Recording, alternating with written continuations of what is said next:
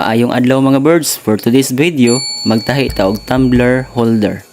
Ang paagi ani mga birds, mura ra kagad buhat og drawstring pouch, pero ang kalainan lang niya kay na siya handle sa tunga para naigunitanan ang tag-iya sa tumbler. At hindi na tayo magpadugay-dugay pa mga birds, sugdan na natin ang ating production.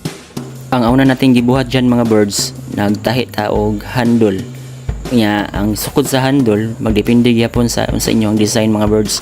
Depende kung unsa kadaka ang inyong himuon nga tumbler holder.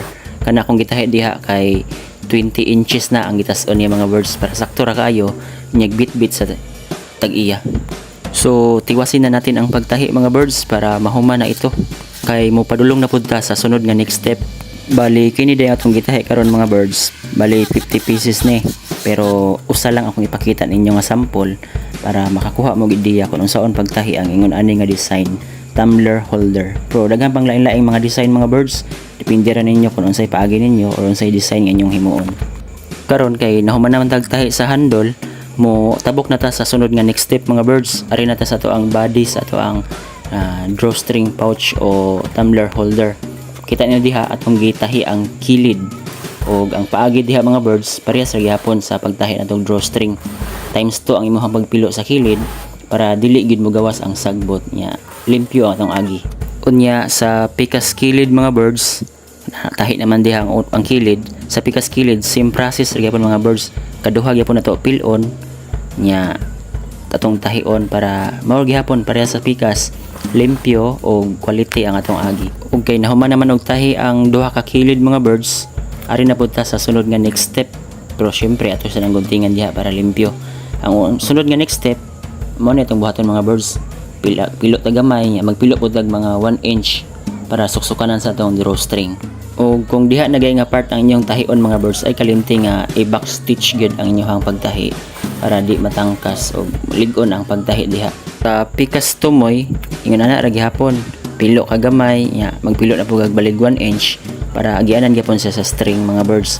Same process gyud gihapon, ayaw kalimti gihapon ang pag-reverse o ang pag-back stitch. Pero nakalimot ko mga birds naman din ay handle sa tunga. Kalimot kong taoda. Kung akong gitangkasan diha mga birds dapit sa tunga.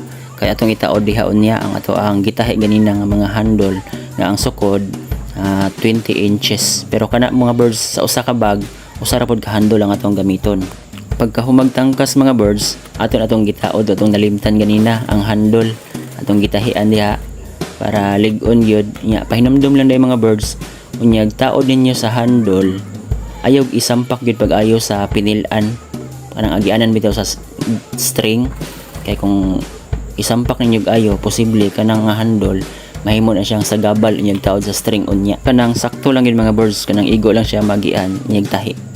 Kay makita niyo mga birds, inyong humagtahian ng diha sa tunga, ato din na siyang pilan. Mo na magdalag lig-on niya mga birds.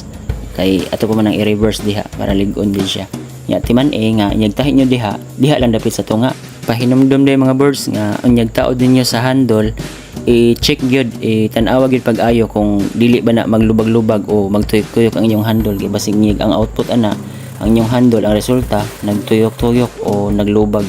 Og makita ninyo diha mga birds nga ato nang gitahian ang kilid. Og pahinumdum gihapon nga kung magsugod kag tahi sa kilid, ayaw gyud dito sa pinakatumoy mga birds. Diha ra kadapit unahan sa pinilan.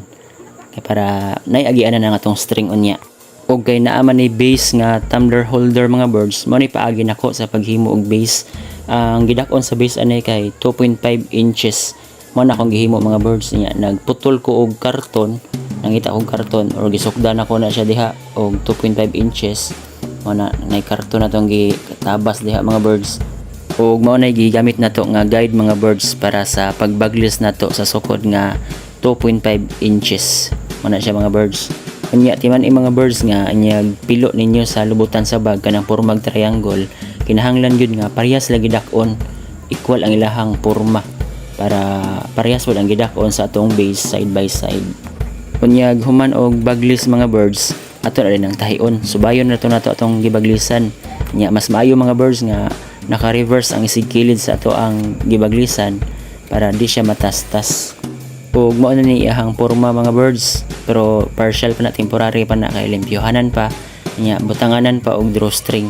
pero mo na siya iyahang porma kung atong balihon pag human nato og tahi sa base. Og karon mga birds, makita niyo diha nga ato na siyang tauran og drawstring. First isuksok na to ang alambre nya atong ibutang diha ang string. Kung mabutang na nato ang string diha sa atong alambre, mo na tong himuon mga birds. Ato adayong birahon para molusot siya sa pikas buslot. Dayon ang atong himuon sunod, isuksok na to ang alambre sa pikas nga buslot sa bag. Dayon isuksok gyapon nato ang string. Dayon ang mahitabo, isuksok na to diha, dayon atong birahon para mag-abot sila didto nga side ang isig tumoy sa cords. Unya kung mag-abot na kinahanglan balance, ato din na silang ihigot para dili na sila matangtang. Ug mo na nato ang first nga set. Ug ang ikaduha nga string mga birds, same ra gyapon ang process pero dito naka sa pikas nga side sa buslot sa tumbler holder. Ug mao na ni ang ato ang finished product mga birds. Mao ni siya nga ato ang output sa ato ang order nga tumbler holder. So pwede na ninyong bira-birahon. Nya ato na siyang butangan, sampulan na to, butangan na to sud. Ug mao na porma niya mga birds kung naa siya sulod. By the way, day mga birds, ang gidak-on na na to sa ato ang tumbler kay 6x8. Unya kanang tumbler nga atong gibutang kay ang iyahang capacity kay 1.5 liters.